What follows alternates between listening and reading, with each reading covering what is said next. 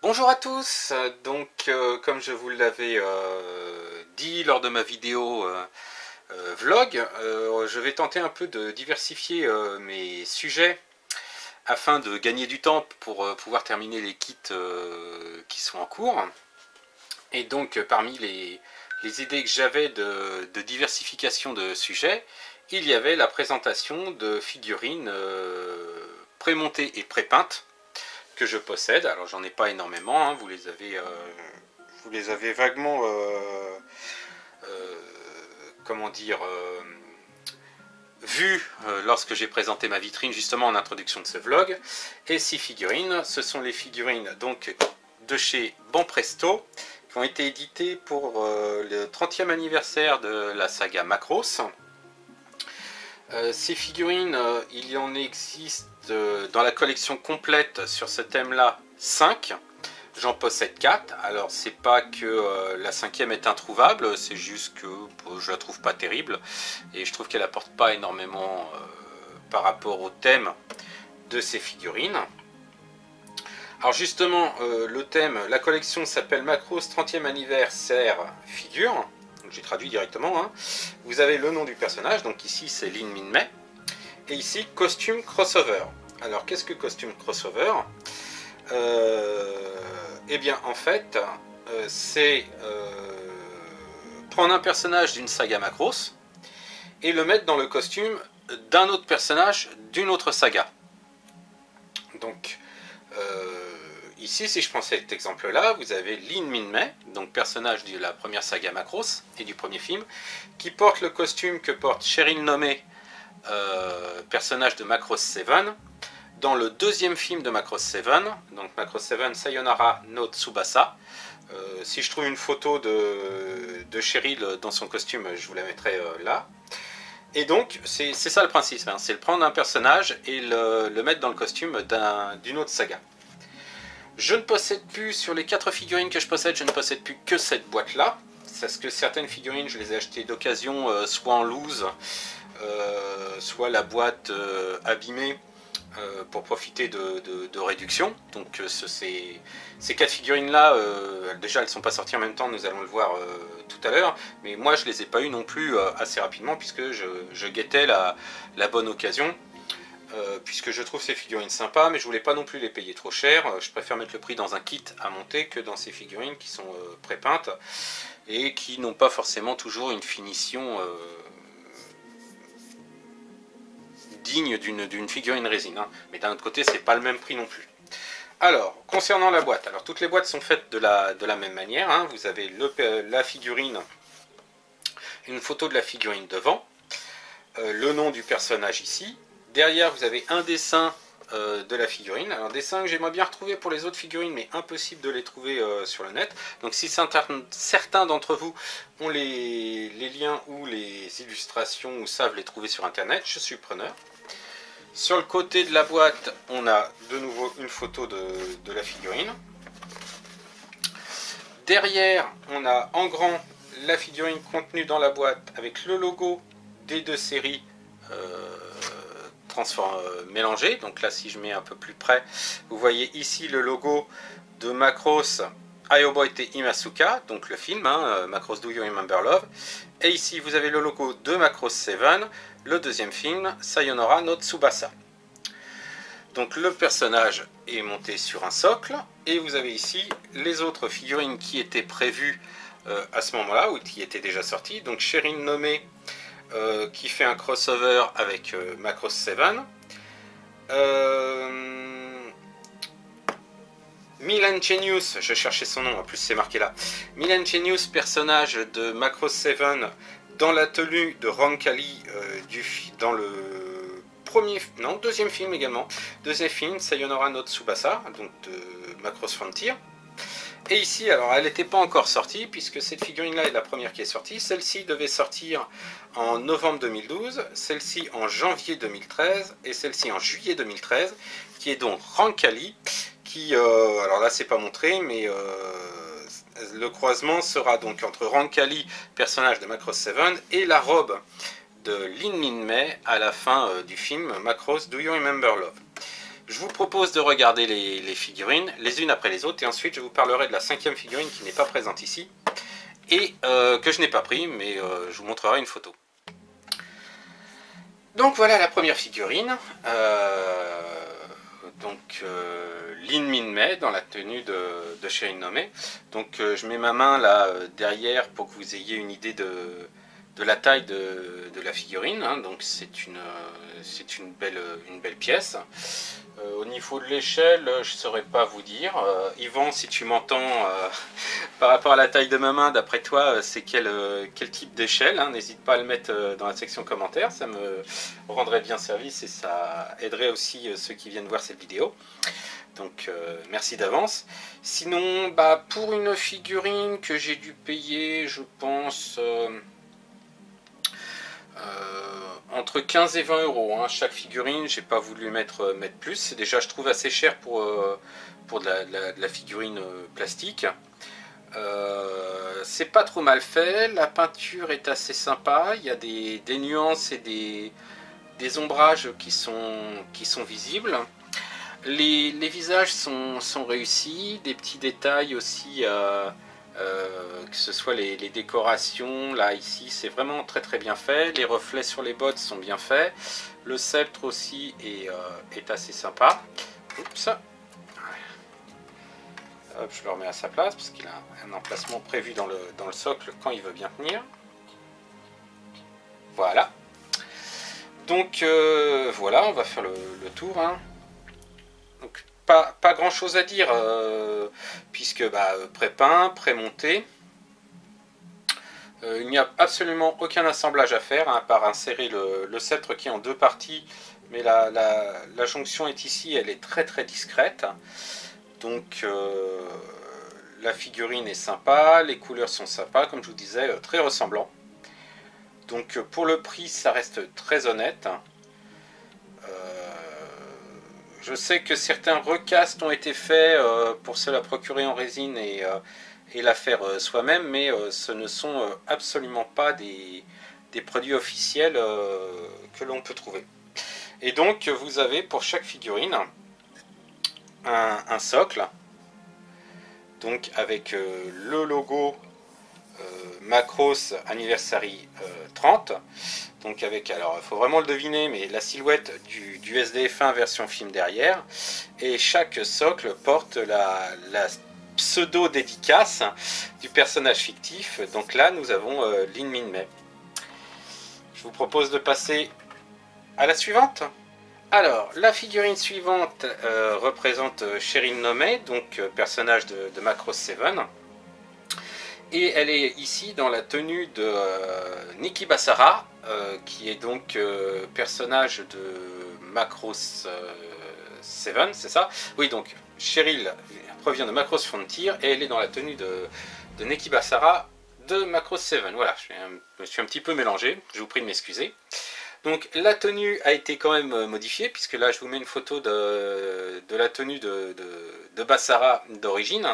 Donc là elle a été quand même modifiée avec un décolleté beaucoup plus profond, on va dire, et des cuissardes et un short qui n'est absolument pas d'origine.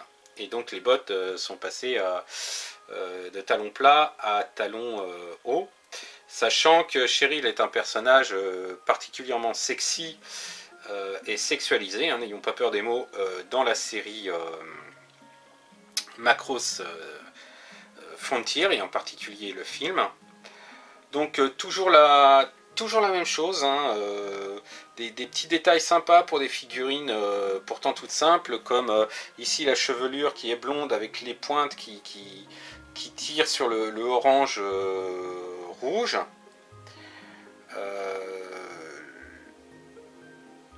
Alors ici la boucle d'oreille, alors je ne sais pas si vous allez bien la voir vous, mais ici la boucle d'oreille emblématique de Macross Frontier, hein, qui a son rôle à jouer dans la série, mais je spoil pas plus.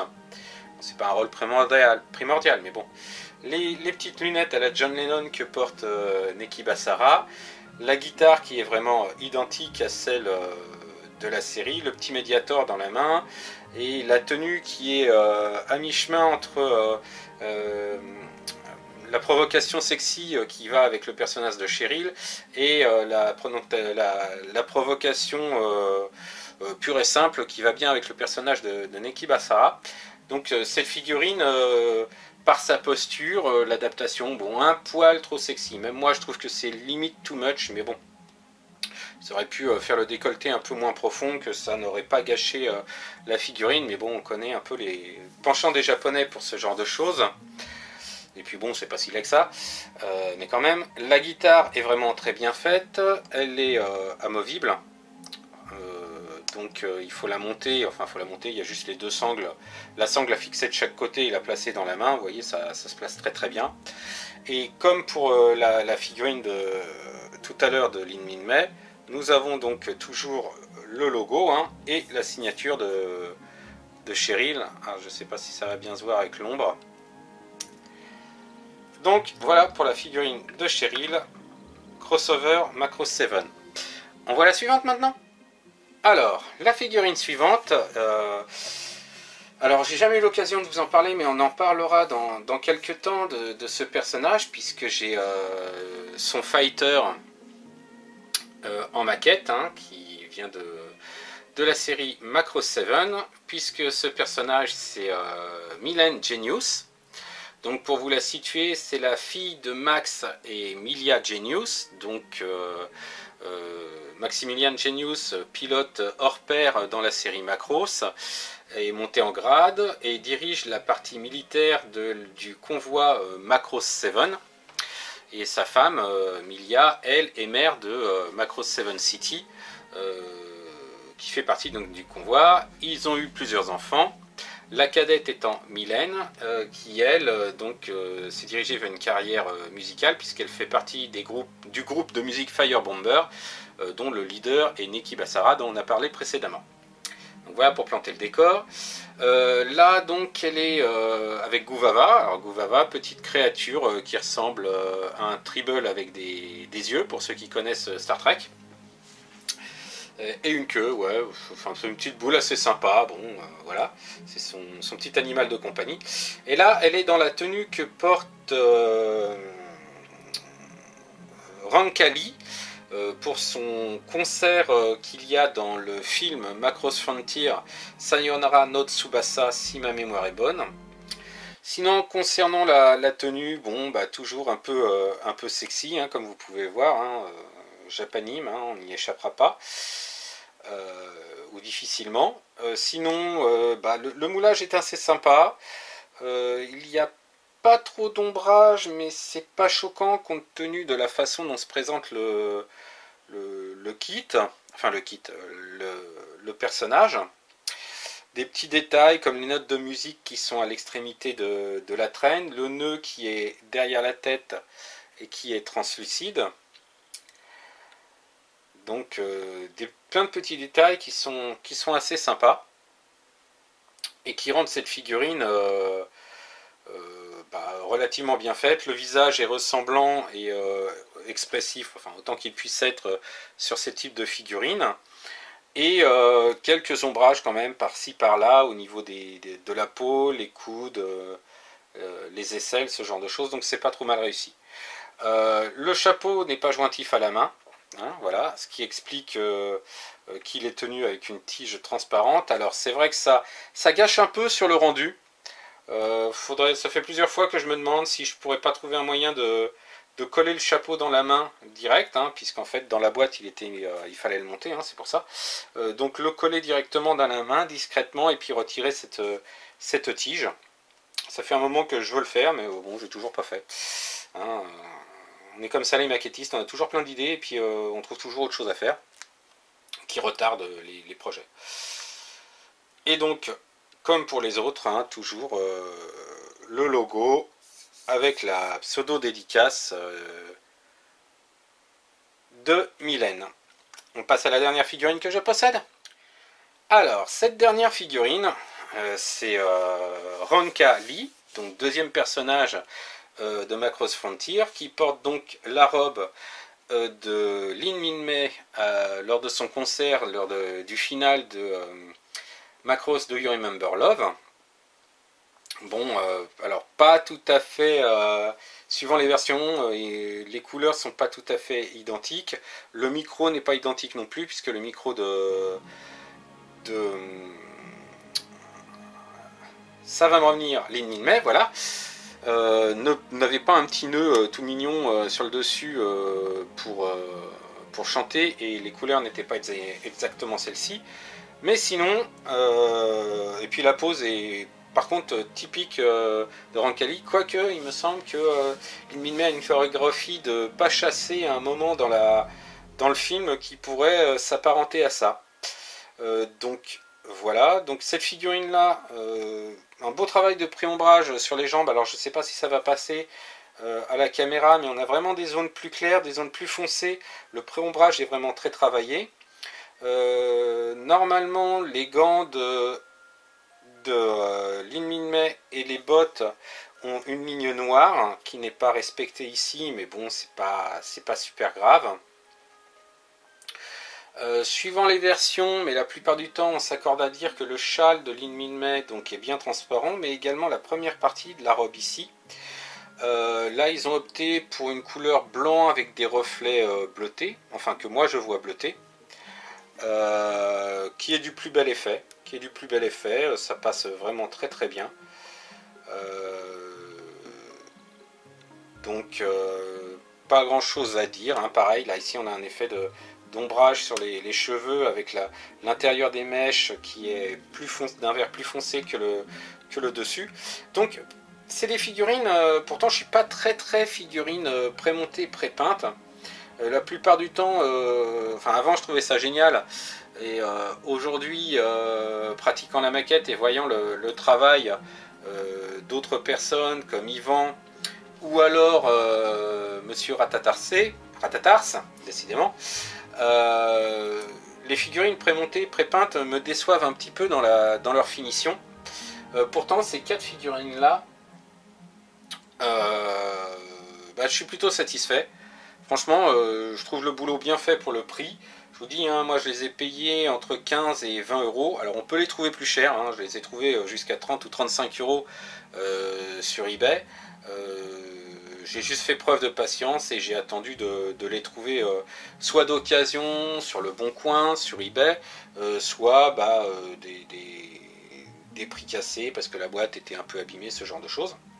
Donc soyez à l'affût de ce genre d'affaires, ça peut être sympa pour faire quelques économies. Alors, pour finir cette petite vidéo, je vais vous toucher 2 mots très rapidement de la 5e figurine que je ne possède pas. Je vous en mets une photo là.